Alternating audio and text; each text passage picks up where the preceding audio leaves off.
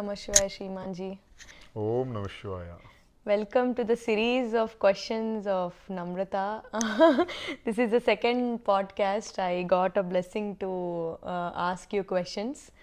Of course, my first question would be, I would like to start with the basic. So, I have this overwhelming questions with me. Just bear with the questions I would ask. So, who is a guru and why is spirituality important to us? To set the context. Now, as we grow up in life, we go to school, we go to college, we are taught that it's important to earn a living, right? It's important to actually get educated well so that one gets a job and one earns a living, right? Yes. So, the concept of earning is associated with wealth. Now, wealth is called artha. Correct. Okay. Different forms of wealth. Now, if we expand this concept, now this wealth that we accumulate, that we get educated for a livelihood, the wealth that we accumulate, that comes to an end at a certain time. Correct. Right? And hence we will need to expand the concept of wealth. And that is called paramartha. Artha, paramartha. Paramartha is also wealth. Now, what is that wealth? That wealth is something that does not get extinguished with our lifetime here. That continues with us. Okay. So, that way, that is also wealth. Wealth in terms of mastery of the mind, transformation of the chitta through spiritual practices. So, that is also very important wealth that continues with us. Imagine it something like when you are in one company or organization. You work there, then from that organization or company, you go to another company or organization. Now, you are not going to carry forward the physical furniture or desk and so on. You are not going to carry it forward, let's say. What is it that you would carry forward? The intangible assets. So, there is tangible asset, intangible asset. Yeah. The intangible asset is in terms of your experience, how well you have learned something, what you have assimilated, the value systems and attitudes that you have cultivated through that experience. All that you will be carrying forward to the next organization or company. Correct. Similarly, we are educated to collect tangible wealth, but the intangible wealth that we look at as mastery of the mind, good value system, good spiritual values, all those are very important wealth to cultivate. That is the nature of a human experience. So, simultaneously with garnering or gathering what is called tangible assets, we also need to gain spiritual assets or intangible assets. Both are important. Artha, paramartha. And that is why spirituality becomes very important. And when we need to gather tangible assets, we go through education where there is a teacher who shows us the path. Without a teacher, we don't get educated, right? Yes. One learns through one's own experience, agreed. But one always has teachers in the form of parents, in the form of society, in the form of elders, in the form of formal teachers themselves. And all these for the process of gathering wealth, which is tangible. Yes. Right? Even in terms of career progression and so on. Similarly, to gain intangible asset in terms of spiritual clarity, spiritual wealth, which is taken forward, there one needs definite guidance. Correct. And the guidance that is required is of a very deep nature, because you can imagine if you need to grow in in a career path, which say, course to choose, which subject to choose, Yes. course of study, which will give me the best job, what is the job market like, how do I progress in career, where should I buy a house, who should I get married to, how should I take care of children's education, all these one requires guidance. Yes. Now those are all, let's say, are at a level of complexity. Now when you take the nature of the mind, the complexity is much more, it's much more complex. It's of a different order of magnitude. Correct. And there one needs, there is a lot of interconnections between various things. And stress also. And stress also.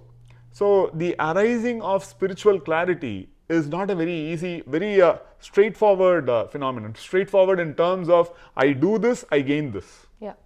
For example, if people were to think, I get a AI degree, I will get a job, let's say. Or there is a fear attached to it also. Fear attached to it. Yeah. If we look at the nature of the mind and the spiritual growth, the complexity is much more intricate. And hence, one needs, the guidance of what is called a guru. So the guru's role is in terms of clearing up the misunderstandings, or the lack of understanding. Showing a path. Showing a path.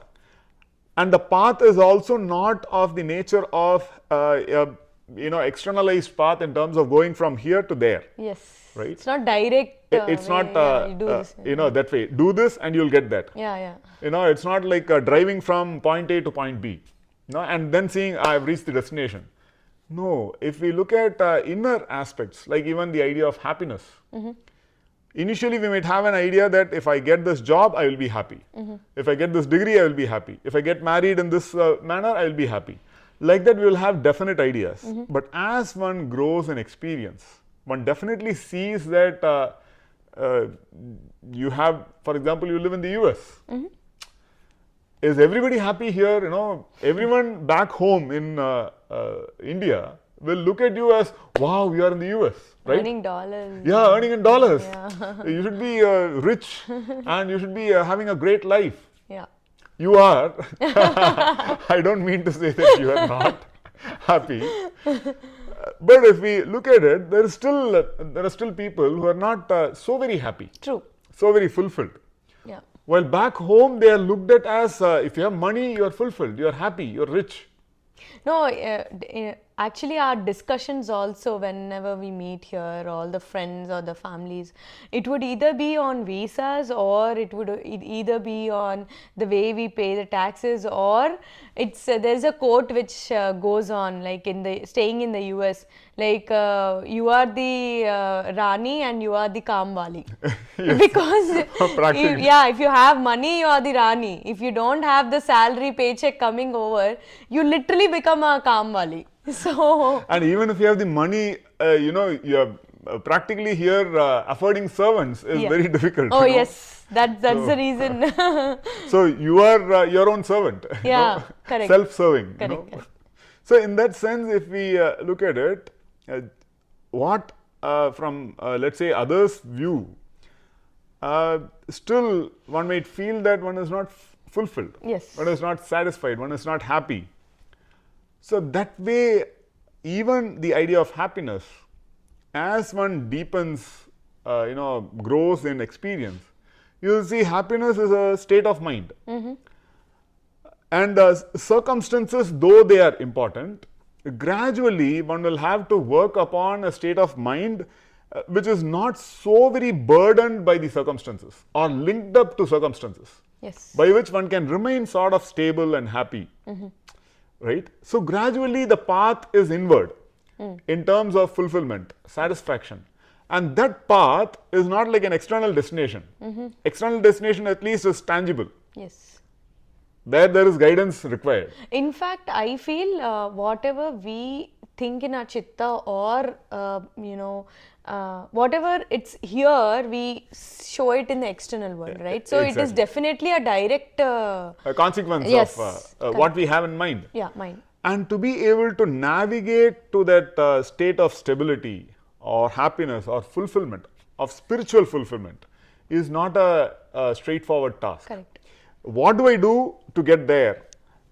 If one tries to link it like straightforward, I do this, I will get there, then it might not work. Correct. And hence the requirement of a guru who clears away the misunderstandings. You know, when we say ru is the darkness of ignorance. Yeah. And ignorance, you know, the guru is one who shows lights, and it is always, growth is always in terms of not just a generic understanding. It is more line of sight. What is visible now? How do I work towards that state of mind? And from there, further visibility grows until one attains to that deepmost or deepest state of realizing who one is. Correct. Or what is called self-realization or God realization. Yeah. So that's why we are talking of wealth here. And that is wealth. Yes. You know, that experience of self-realization or realizing oneself is the wealth that in the Indian spiritual thought, eventually everyone aspires for. Yes. One might start anywhere, but gradually one starts seeing that this is true wealth. And there to give that pathway, give that reliable assurance, when one starts getting doubts, one starts, because it's not line of sight, if it's not visible, then one starts getting doubt whether it's actually there. Yes. Am I just fooling myself? Am I just going in circles? What am I even doing in life? That doubt can definitely happen. True. So there, the presence of a guru becomes very, very crucial. Yes. I have an extended question to the answer. So when we spoke about that intangible wealth, or we taking up the spiritual knowledge ahead, like you mentioned, we might not take the actual physical wealth or whatever we acquired in this world when we are passing through our journey, but whatever spiritual knowledge is there, that is which we that's my understanding, that is which we take forward to our next lives. So I speak about all of this to my friends. This is a popular question that I have faced, where you know, it's hard for me to believe that we have past lives or future lives, or they also tell, they take it to their mind that only a depressed person would be seeking for a guru, or something related to health would be seeking for a guru. All these are the misconceptions that might be, or it may be a misconception, or it may be a different way of thinking, where it's hard to believe about all this. So how do you how can you know, we get a clarity on just not the linear path, but an answer to your answer that you have answered? See, this is a very important let me present to you a traditional viewpoint. What leads one to a guru? Now, why go to a guru in the first place? So there could be various reasons. Yes. For example, the nature of bhakti. Bhakti means, you know, that which attaches one to a higher you know, person or being or a devata. Yes. So there in Bhagavad Gita, Bhagavan Shri Krishna beautifully you know, places this, gives a context. He talks of 4 kinds of bhakti. Okay, 4 kinds of people who have bhakti. Okay. So arthi means those who are in deep misery. They want themselves to be lifted out of misery. They themselves are unable to lift themselves out of their miserable state. Correct. Okay, it could be anything. It could be financial misery, it could be a misery in relationship, it could be health misery, and hence at that time they pray to their devata or guru, and hence there is some relief that they get. Correct. Okay, that is a time which helps them attach or think about the devata, about the guru.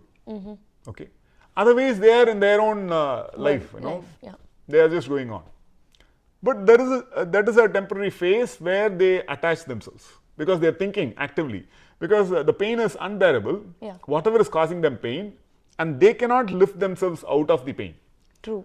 At that time, one thinks of a guru or devata. Yeah. Right? The second form is artharthi. Those who are seeking some kind of wealth. It could be a career, it could be a bride or a groom, it could be a child, it could be anything. At that time, they pray to the devata or guru. So they are seeking some kind of wealth, what they see as wealth. Okay, at that time they get connected. That's also a form of bhakti. Yes. No, that is also a kind of bhakta, one kind of bhakta. Then one sees another kind of bhakti, which is called a jignasu. A jignasu is one who has started having questions about the nature of reality, questions about who am I, what am I here for, Correct. why am I doing what I'm doing. Yeah. All these are very fundamental questions. Where you have experienced life, you have now, it could happen in any age. Yeah. It's not about physical age. But one starts having deeper questions about life itself, about reality, about who they are. All those also, at that time also, one prays to the devata or guru. That is the state of a jignasu, where one has questions and one is exploring actively the nature of life, nature of reality. That can definitely happen. If one feels that one's life in terms of material wealth and all of these, those are all okay, but there is something more to life than this. Correct. For example, typically people experience this kind of questioning when they see death in any form. Yes. All through the time this person was here, now where has that person gone? Excuse me. Sorry. Where has that person gone? So that can be very, it can shake their idea of reality. Then again, one is thinking of the devata or the guru, who one looks up to for answers, to resolution of their doubts, right?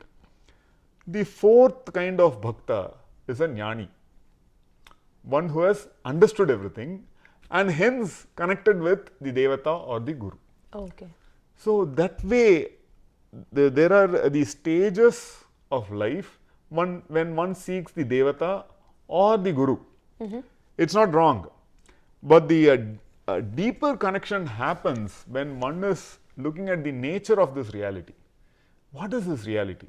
A guru is mainly for the purpose of spiritual illumination, to help us realize, self-realize or God realize.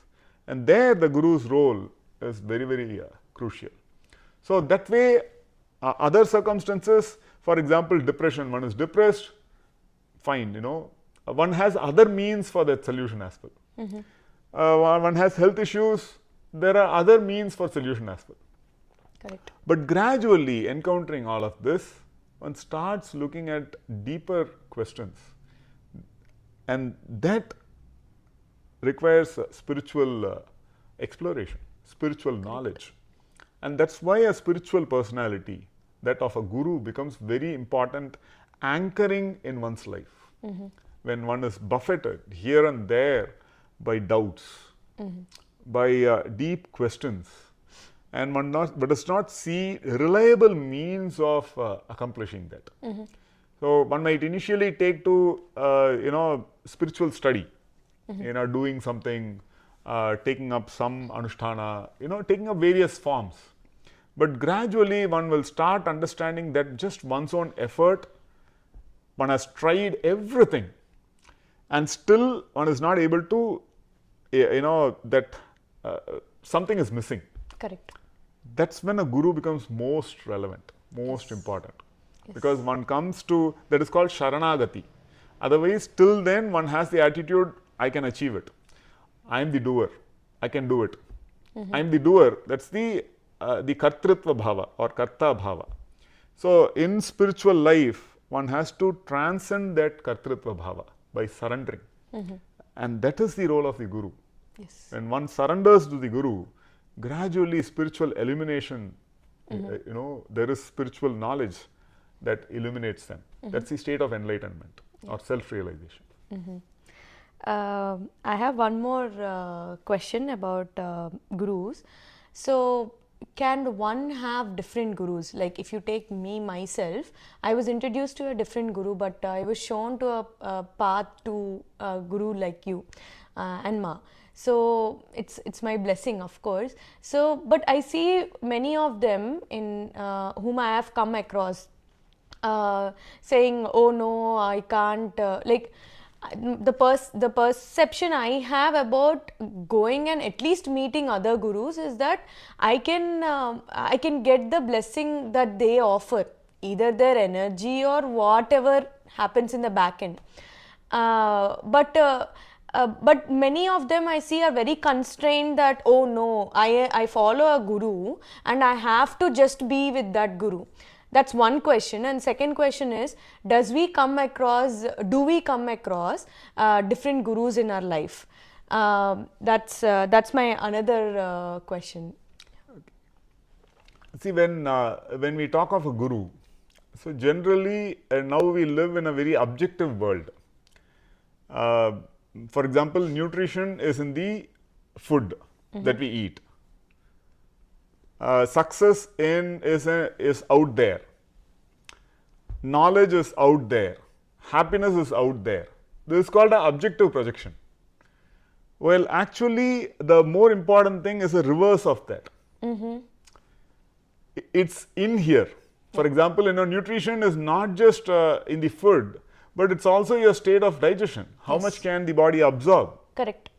So, similarly, happiness is not just in the material objective accomplishment. Yeah. It's also a state of mind. Yes. So, like that, as we look at it as a spectrum, the guru, when we look at it, when we have this question, can I explore multiple gurus? Can I learn from multiple gurus? We are naturally assuming that it's out there in that personality called the guru. This guru versus that guru. We are comparing. That with this. Yeah, that is it. But fundamentally, it's important to understand that you are spiritually thirsty. Yes. You are spiritually hungry. You have a spiritual appetite. Yes. And that is what is leading you to someone, right? Yeah. And at that time, if they are able to offer you some, satisfaction for your spiritual hunger, then that is good. Okay. Will it lead to a permanent satisfaction? That is the difference, Okay. And a permanent satisfaction is not like external out there, but that leads to realizing your eternal nature as to who you are. Generally, we are so objectified in our perception that we think we are this body and mind. That's our personality. And that causes us to look out there, Yes. Yes. While actually the guru's role is to bring in here where you realize you are an eternal being. Yes. Not just limited to this personality. Right? Correct. And there, that exploration is in terms of, at that time, what is your penchant or what is bothering you at that time that you resonate with. Okay. And there is no harm in exploration. For example, in the Bhagavata Purana, a great person, when asked, responds that he has 24 gurus, and he lists even natural, say nature, even animals True. as his guru, Yeah. which is very deep point. Yes. Because that at that time somehow satisfied his spiritual thirst, Correct. spiritual hunger. What he was looking for, he got answers through that. Yes. And hence what is important is it's the objective as well as the subjective. The entire spectrum has to be looked at. It's your spiritual hunger that leads you to that, looking at that person or being as a guru. Gradually, as one grows, it can come to a point where it is like the process of education.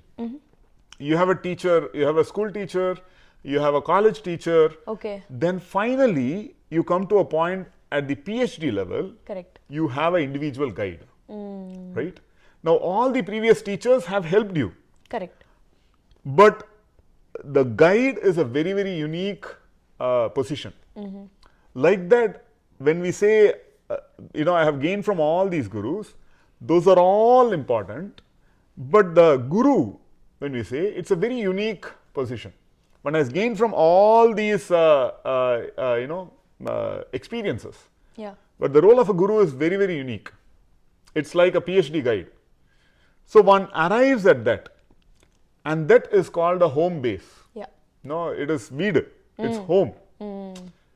Because that's a very, very definite connect and a very, unique place. And that's one of the main reasons we do I take it this way, we do the Guru Puja, where we bow down to all the gurus who are being dedicated their whole entire lives for the betterment of the society. So, yeah, this answers my question. Thank you, Ji.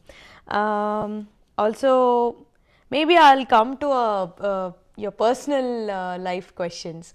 As a volunteer, I know how your day looks like, or how is it every day. But I would like everyone to know about it, because there are so many aspects that I inspire from the Guru Dampati. Because you have your own children, you have your own life, but the way you I don't know how to put it, the way you conduct your life every day, it's so inspiring. So I just want them to know the personal life of you. See, it so happened, this reminds me of an anecdote. Some of our close students, at that time, I and Matrishri used to be professors, and a group of students started converging around us. So they asked us once, all the time you spend with us, you are so dedicated to us, you are so devoted to us. No, see, we are devoted to our students. Yes. Not just them devoted to us, but we are also devoted to them. True. So they asked, don't you have a life of your own? For which Matrishri responded that till you came, we had a life.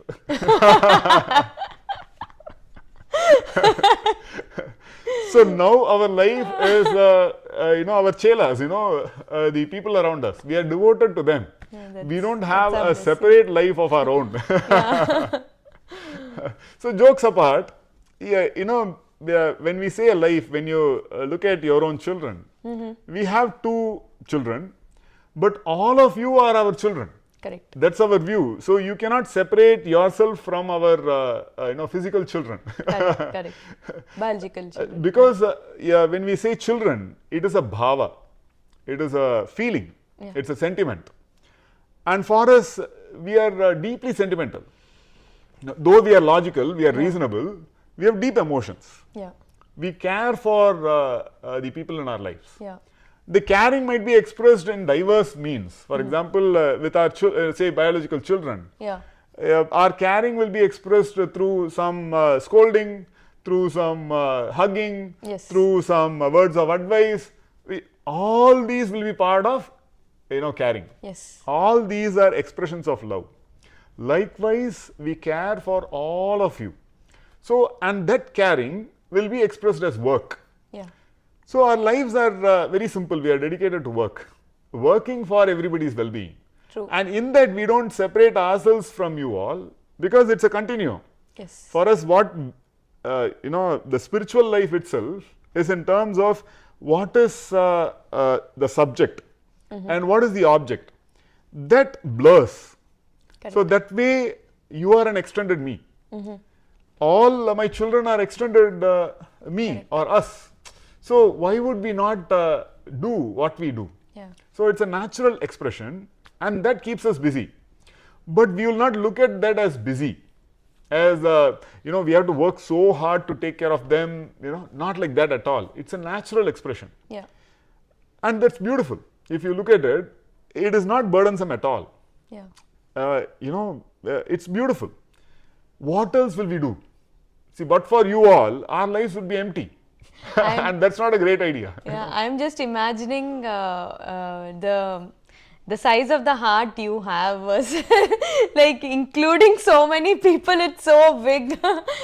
So actually, while you're conversing, I was also thinking if people would be asking what is this gurus and like who are they in your life. So even though I tell them that gurus in a word, to keep it in a word, but within my heart are all the volunteers who are around you, because of the way you take care of all of us like a children. I myself tell, even though I have biological parents, you are the parents. We really mean ma or you are father also figure to us. We really mean that because they have given us like we got birth through them. They have provided us everything. But we see that you are our parents who have shown us the path of what an actual life means. In fact, in the ashram, we have a gurukulam. Yeah. And we somehow feel that we are grandparents. You are telling parents, so just to clarify, we feel like grandparents. It's like our children taking care of our grandchildren. So that way, that's where, as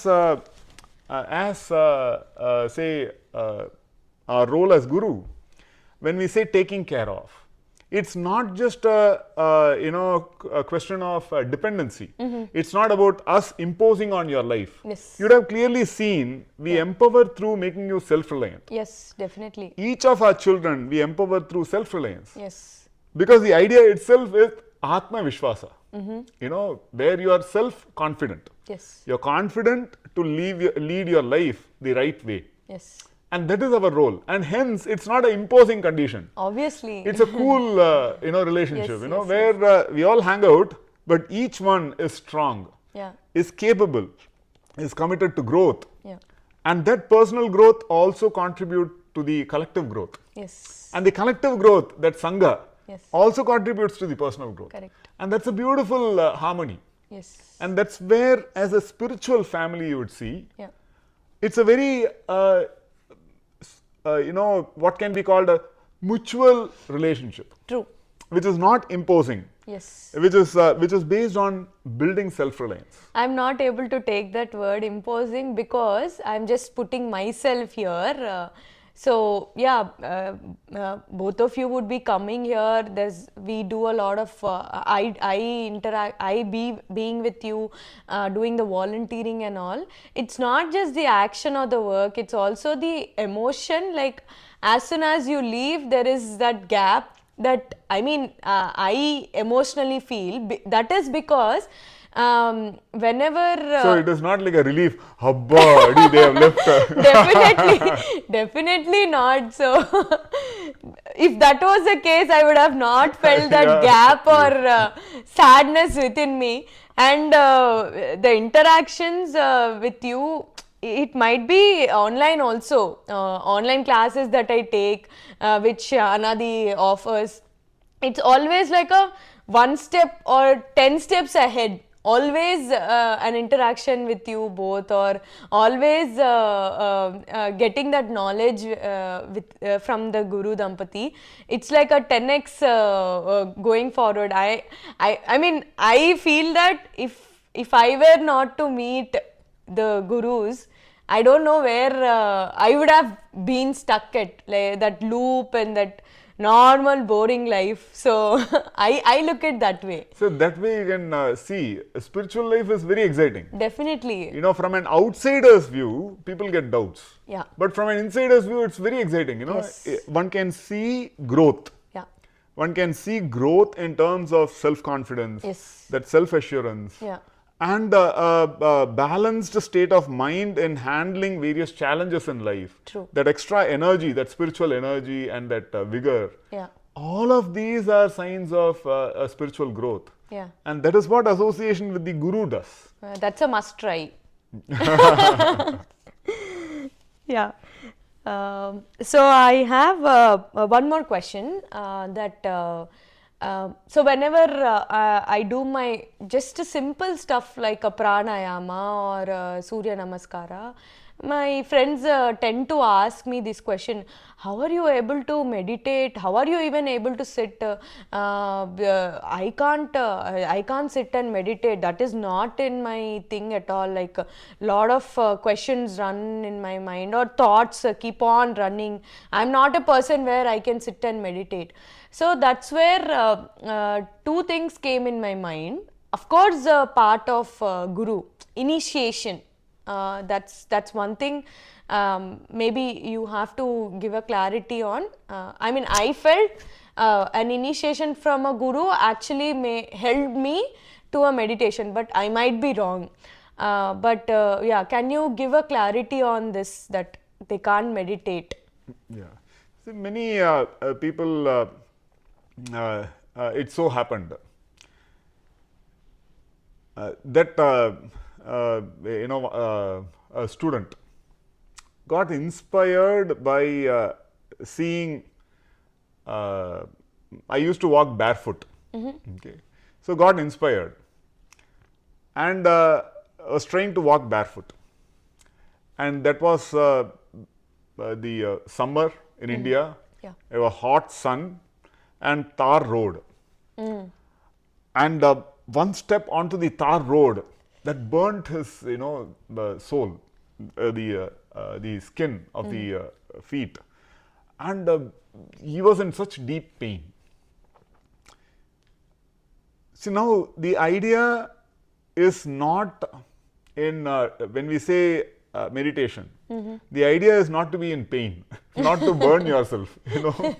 Many people think that's why when they say, no, I am not a meditation person, I cannot sit, my head will burst. The idea here is pain. Yeah. That is an activity that will sure shot give pain. Yeah.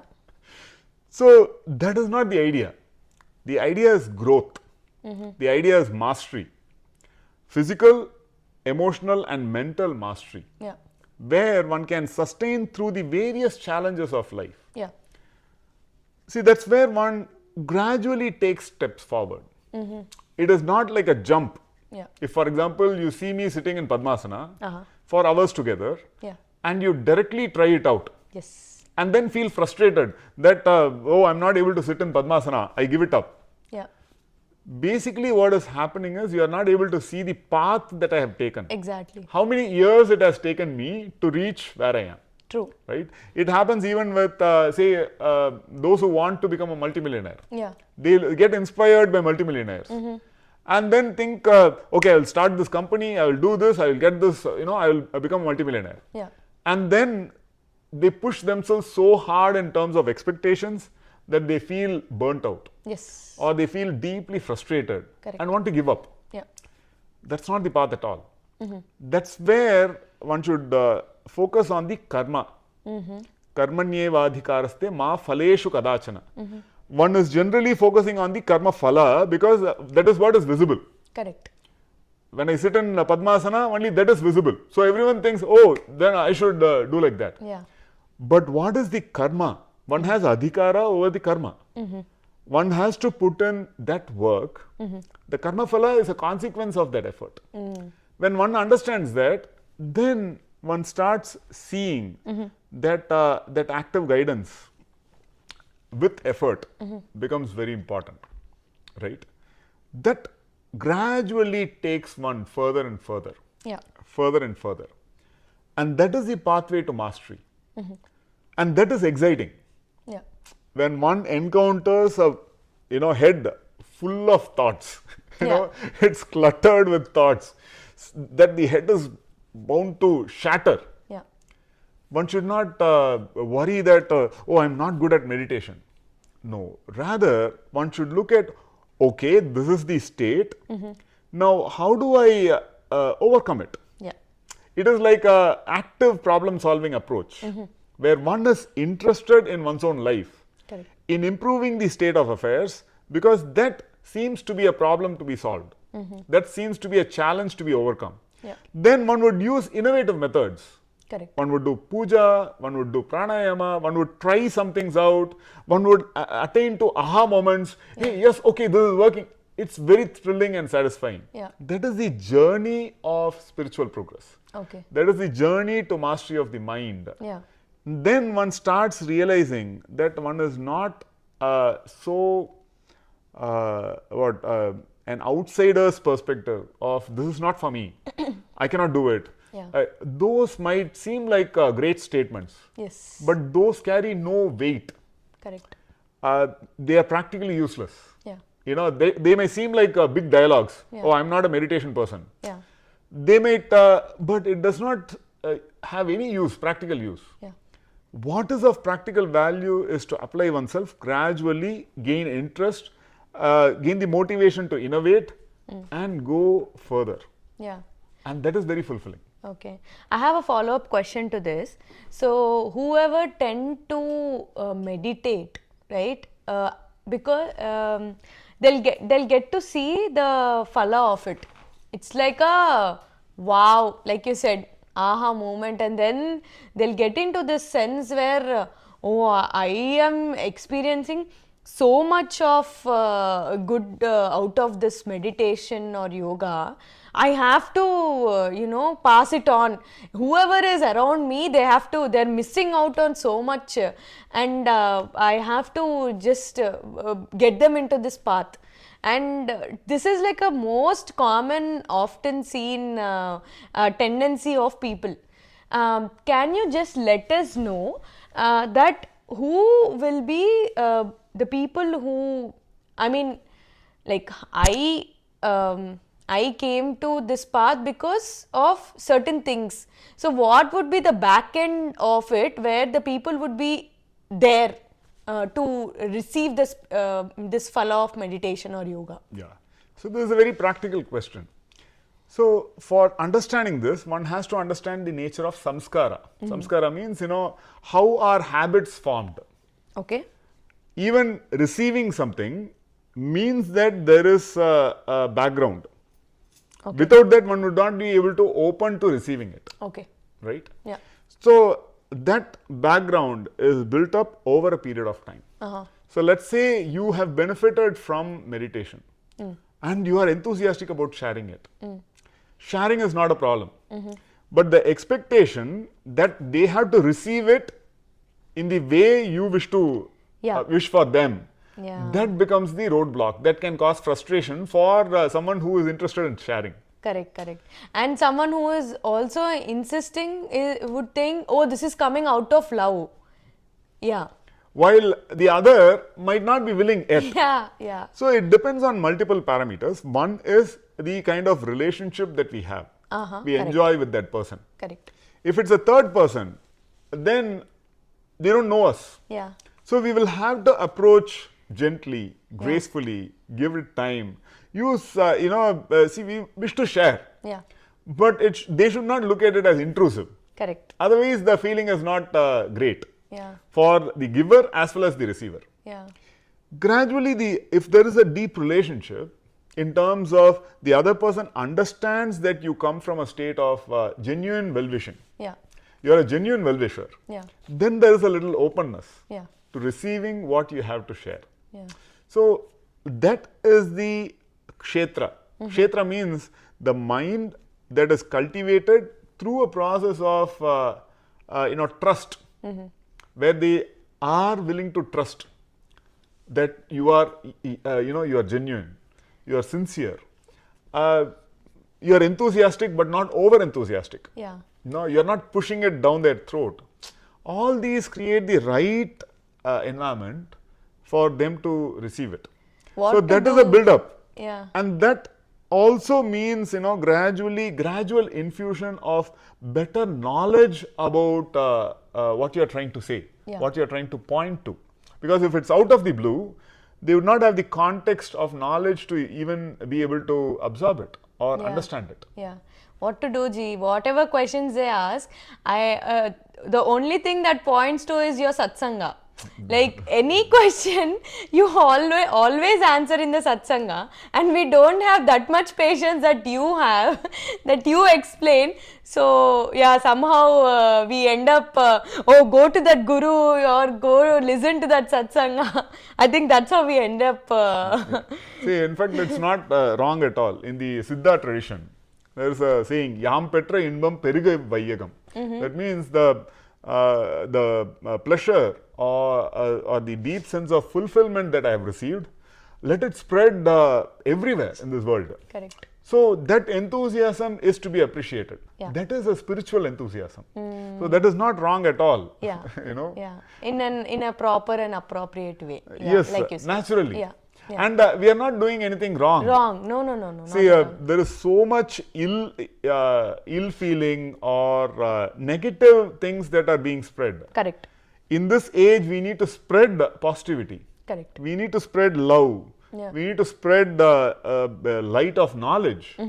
The Indian knowledge is all about all of these. Correct. So we don't need to feel bad that we are working towards spreading this. Correct. Because so many other things are being spread. Yes. If yes. we don't actively do it, Yeah. it's going to be a challenge for society to grow and progress. Yes. So we are not doing anything wrong. Yes. Yes. So in your talk, you mentioned about samskaras. So I had a question on that also. That what are samskaras or vasanas?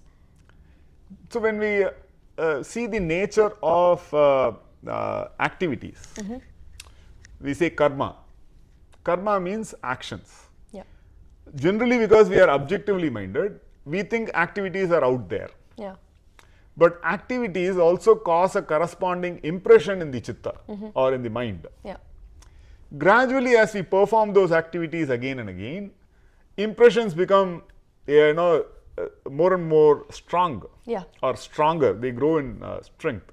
And these are like deep impressions. So those deep impressions are called samskaras. Okay. Okay. And they act out in the form of vasanas. So those are what propel us into, say, some activity, some liking. I like this. I don't like this. Those are all based on the impressions of the past that are there in the chitta or in the mind stuff. Oh, okay. That is how we are propelled into, hey, I like this. Uh-huh.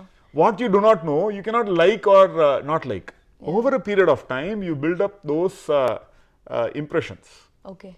which are what propel your life. Oh, we just thought it's a manufacturing defect. Okay. Now I understand it. And when we understand the nature of samskaras, actually it is highly illuminating, because then we have great power. We can take the good path, because now we have an understanding of how impressions are formed. Correct. Then what kind of impressions would you want Yeah. in your life? Yeah. Definitely positive impressions, Yes. right? Not negativity. Yeah. Yeah, it will be love, peace, Yeah. happiness. These are the kinds of impressions that you will want formed. And that means it's not like a direct impact. I do good, I will get good. This kind of a direct expectation might not work there. Yeah. It is much more subtle, much more nuanced, where there are deeper aspects. As we cultivate deeper spiritual values, unconditional love, seva bhava, and so on, Yeah. we create the context. We are plowing or cultivating the soil of the chitta, where any impression can turn positive. If the chitta is not cultivated with spiritual values, with tapasya, with sadhana, with spiritual processes, then anything that is planted can turn negative as well. Yeah. So that's why a spiritual orientation, a spiritual value system, spiritual knowledge, spiritual practices become very, very important to cultivate positive samskaras. Okay. Then we are able to overcome the vasanas, because overall positivity, then you have much more freedom. That's a break to our cycles also. Cycles. So that way you would be able to overcome negative habits or habits which you feel are chaining you or not allowing you to progress. Yeah. Where you wish to break free of those habits, but somehow you are not able to. Yeah. That means you will have to work on the larger spiritual base. So the conversations always with you, I would not know the time at all. But keeping the podcast time in mind, I have one last question. That is about the physical appearance. So one who is introduced or getting into the spiritual path is always seen like example, for us to meditate or whatever upasana or the chanting we do or vrata we take up, it is always suggested to be a vegetarian because it helps our body to be conducive of that environment. Because in our mind it's of a higher goal that we are setting up. So we would not see am I becoming fat or thin or lean or whatever it is. But eventually most of them would end up being either, like most of them would be end up being a lean person. But because the person who is doing that, the upasana or whatever, they know why they took that up. But they also on a parallel way they encounter people every day asking, oh my god, you became very lean, or oh my god, you became like this. So how to answer or take this up? So I know, we like children who are chubby. It's called chubby cheeks, you know. Elders always like cuddling children who are chubby. Yeah. If it is just bone and skin, it does not, feel so good, Yeah.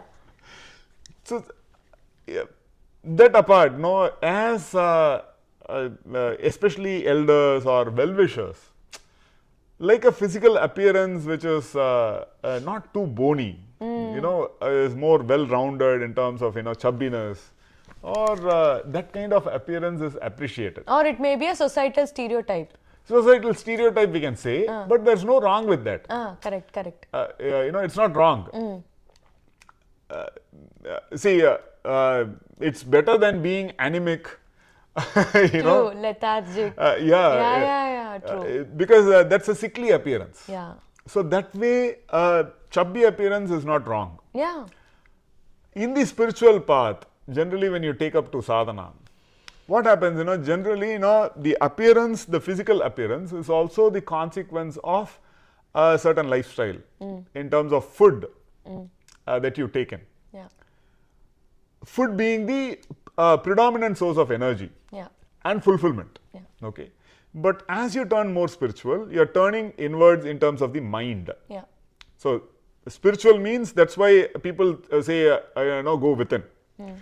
Basically, without means, basically associated with the body. Within means basically associated with sukshma.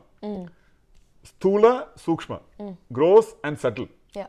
So as we grow subtle, then we are also investing in, very seriously investing in other forms of energy, other forms of prana, which are not just dependent on food. Okay. Right? So that's why gradually as people meditate more or with yogic practices, with pranayama and so on, many people turn to lesser and lesser food. They feel satiated with only a little food. Yeah. And hence naturally the extra fat or the extra, that does not go away, that shrinks. Yeah. Okay. But there will come a point where the weight stabilizes. It will not go beyond, beneath that. Yeah. but there will be abundant energy. Yeah. That way one is able to have clarity. See, energy is required for clarity of mind. Yeah. Energy is required for physical activity. But one will have all of these, Yeah. stable emotions. All of these one will be blessed with as one turns into spiritual practices.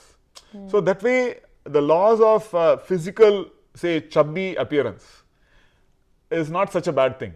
No. Because you are still robust in terms of the mind, robust in terms of your outlook to life, clarity, all of these. So you are actually adding muscle in your sukshma. Yeah, correct. So the external muscle is let's say stabilizing, but your internal muscle is growing. So you are turning chubby in your sukshma. Correct. From your sthula chubbiness, you're turning chubby and well-rounded in the sukshma. And that's not a bad thing at all. I think- so that balanced perspective becomes very important. Yeah, I think I didn't put it right in the question where it is often misunderstood that we are malnutrition, but now it makes a clarity that becoming chubby in your sukshma is like a big blessing. And people can recognize it. Yeah. People do Oh, recognize. definitely. Oh, you have become peaceful. How are you so happy all the way, all the Yeah. time? People definitely acknowledge that. Yes. They are also acknowledging that you have become thin. Thin, So true. people recognize all these varying signals. Yeah. So that's where a balanced perception is there. When we highlight to them, oh, see, you have also remarked that I appear peaceful. Now you see, then they have a well-rounded perception, Yeah. or a balanced appreciation for who we are. Yeah. And that is nice. Yes. Thank you very much, Ji. It not only cleared my questions, but it also benefited whoever is watching this podcast. A big thank you from all of us. I always find less of words for the gratitude I have towards Guru Dampati. Thank you very much. Namaste. And be happy. Nothing to lose Yeah. in being happy. Yeah, definitely.